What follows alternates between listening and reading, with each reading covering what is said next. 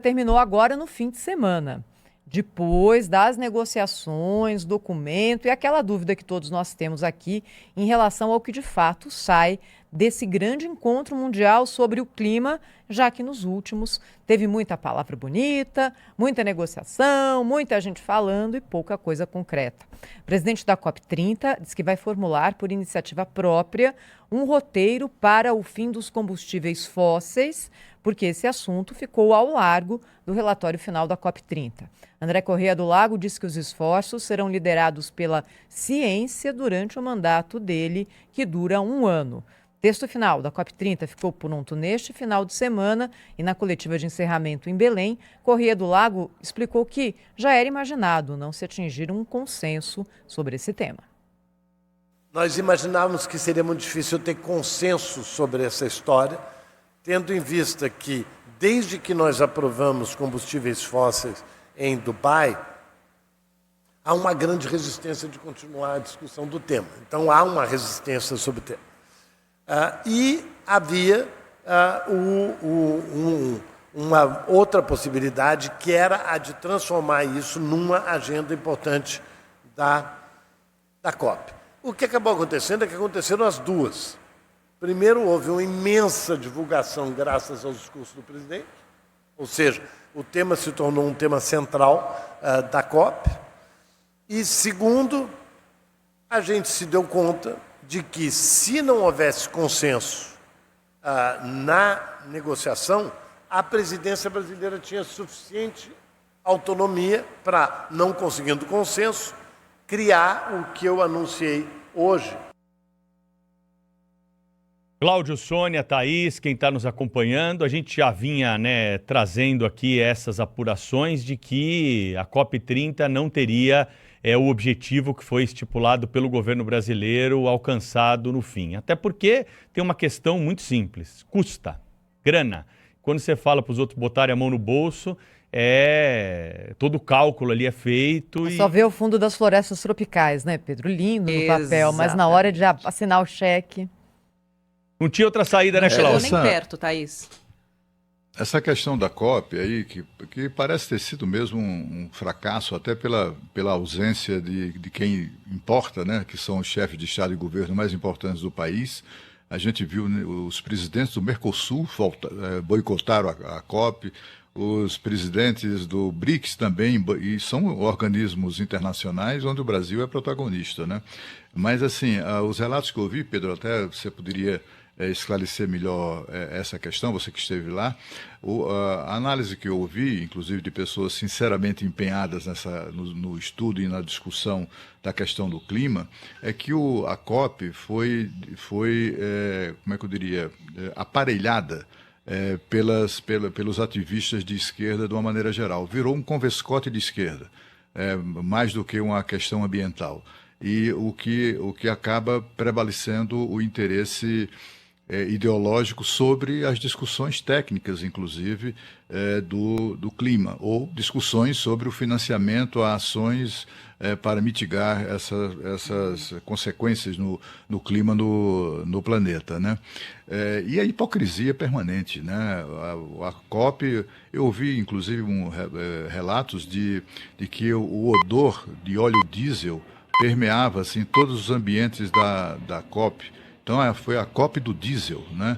Eram 100 e tantos geradores de energia movidos a diesel, que é um combustível fóssil, enquanto a COP falava mal dos combustíveis fósseis. As tendas eram feitas todas de materiais, como é que chama isso? Materiais sintéticos. Inflamáveis. Plásticos, né? Plástico.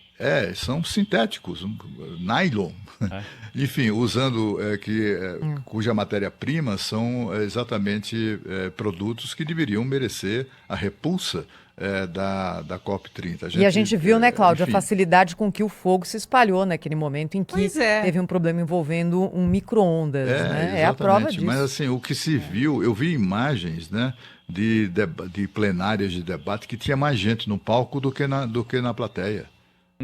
Sabe, assim, foi de fato meio patético.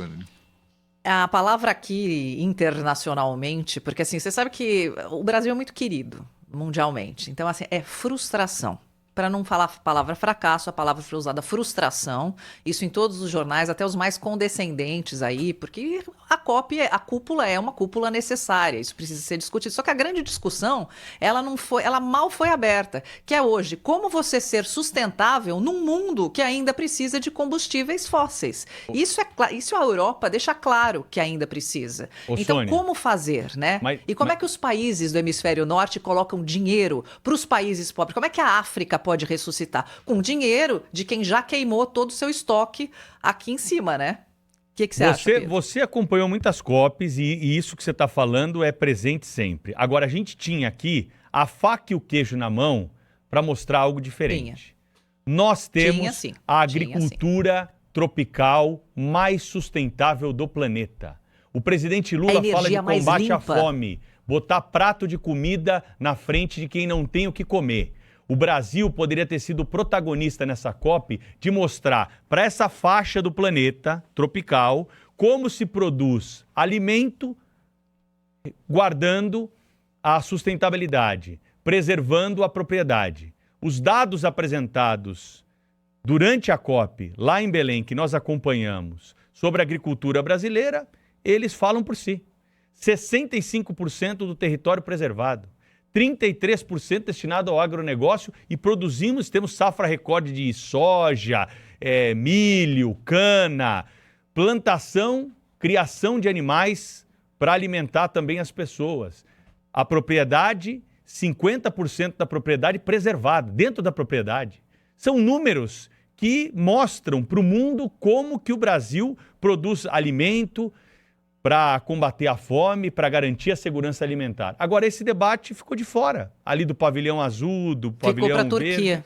Ficou na área destinada ao agronegócio. Ainda bem que montaram uma área ali para o agronegócio, a AgriZone, para trazer esses números. Isso eu acho que foi um golaço, sabia? Precisava mesmo. E assim, se o Brasil quer mostrar o que ele tem, mas assim, ficou muito particular, né? Precisava ter sido mais divulgado, isso na minha opinião. Ficou uma coisa muito centralizada. Não, a gente tem que mostrar nossas vitórias. Quanto a isso, concordo com você, gênero, número e grau. E aquela palhaçada do relatório final que sempre atrasa, né? O ministro da Agricultura, eu acho que nem foi para a COP. Eu tentei buscar informação aqui, não achei. Deixa eu falar uma coisa. A COP, ela foi criada, a COP no Brasil foi direcionada para atacar o agro brasileiro. Foi isso. Né? O agro se mobilizou, montou lá, o Pedro esteve lá, com todos os dados mostrando que a tese da COP, né? Das organizações vinculadas a esses movimentos de esquerda que aparelharam a COP, que eram falsas as alegações, etc. e tal, mas isso nem sequer foi colocado lá no debate principal. Você sabe quem é que defendeu os interesses do Brasil, da produção brasileira, etc. e tal? Os africanos. Os representantes, os poucos representantes africanos na COP, é que chegaram e disseram, minha gente, o importante é produzir comida. Nós somos de um lugar que não tem energia, que não tem comida, que não tem casa, que não... Entendeu? Há outras questões muito mais urgentes e eles é que defenderam a produção de alimentos, que, é claro, isso essa defesa beneficiou os produtores de alimentos do Brasil, né, que alimenta mais de 1 bilhão de pessoas no mundo inteiro. Mas os brasileiros não queriam saber disso, não. Queriam, de alguma maneira, criminalizar o agronegócio no Brasil. Pois é, e a gente já tem a próxima COP marcada, a 31ª Conferência do Clima, e a gente colocou aqui, durante a cobertura, a análise da advogada ligada ao direito ambiental, Samantha Pineda, dizendo o seguinte: esse modelo de COP, do jeito que está e que se repetiu ao longo dos últimos anos, não está levando a lugar nenhum.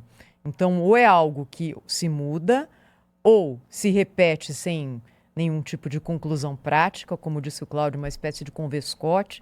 Você vai lá, tira foto, conhece o lugar, fala para suas redes e vida que segue, porque ao mesmo tempo em que a discussão muda, as prioridades vão mudando também. E a Sônia sempre conta para gente que na Europa, por exemplo, a pauta ambiental, que vale muito da Europa para fora, da Europa para dentro, passou a valer menos a partir do momento em que houve a guerra Rússia e Ucrânia. A energia ficou mais cara e ninguém quer passar frio no inverno, que está chegando e batendo as portas já, não é, Sônia? Então é uma pauta que vale para os outros, mas não vale para a Europa. Os Estados Unidos já abandonaram isso com Donald Trump no primeiro governo Trump e agora no segundo. Ou seja, quando você tem esse cenário todo e a China fica quietinha, porque é um gigante poluidor e não vai dar a cara a tapa, os Estados Unidos não vêm. A Europa fica ali colocando regras para os outros sem cumprir ela mesma as próprias regras. Para que a China vai se expor? Então vira uma conversa de maluco, gente. O que vai sair de um negócio desse? Enfim, mas a gente cumpriu aqui o nosso papel, cobriu a COP e acho que também levou esse ponto muito importante trazido pelo Pedro, que é um ponto do qual a gente tem que ter orgulho do fato do Brasil hoje ser um dos países com maior preservação de mata nativa do mundo e com crescimento sustentável também. O que está fora disso é discurso, é balela. Falando ainda sobre o clima, no próximo bloco do Jornal Gente, a gente vai falar